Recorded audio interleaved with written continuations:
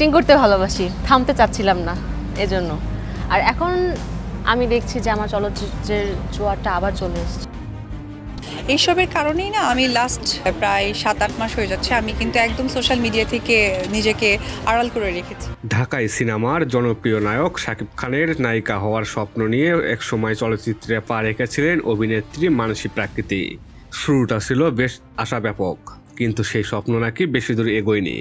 সম্প্রতি এক সাক্ষাৎকারে তিনি এমন কিছু দাবি করেছেন যা আবারও আলোচনায় এনেছে ঢালিউডের পুরনো ফিল্ম পলিটিক্স বিতর্ককে। ওই ফিল্মে কাজ করার কথা হয়েছে, সেটা হচ্ছে এই মানসী প্রাকৃতির ভাষ্য অনুযায়ী বাংলা চলচ্চিত্র যন্ত্রণা সিনেমার মাধ্যমে শাকিব খানের বিপরীতে নায়িকা হিসেবে তার অভিষেক হয়।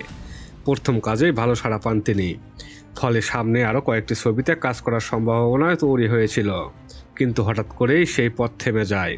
তার দাবি সেই সময় ঢালিউডে শাকিব খানই ছিলেন সবচেয়ে বড় সুপারস্টার, তাই তিনি অন্য নায়কদের সঙ্গে কাজ করার কথা ভাবেননি।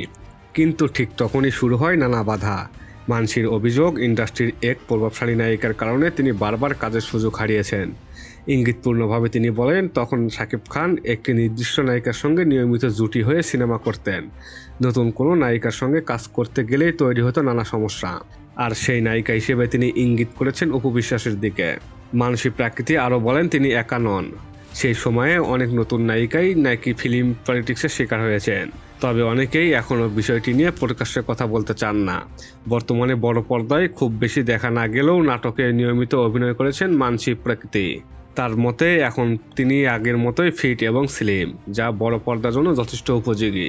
সবশেষে তিনি বলেন, হয়তো সবাই তাকে নামে চেনে না, কিন্তু দর্শকদের কাছে তিনি এখনও পরিচিত বয়রা নাটকের মানসী প্রাকৃতি হিসেবেই। তবে প্রশ্নটা থেকেই যায়, ঢালিউডে কি সত্যি ছিল এমন ফিল্ম পলিটিক্স, নাকি এগুলো শুধু পুরনো দিনের অভিযোগ? দর্শক, এই নিয়ে আপনাদের মতামতটুকু কমেন্ট বক্সে কমেন্ট করতে ভুলবেন না। আমার চ্যানেলটি এখনও যারা সাবস্ক্রাইব করেননি, অবশ্যই সাবস্ক্রাইব করে পাশে থাকবেন।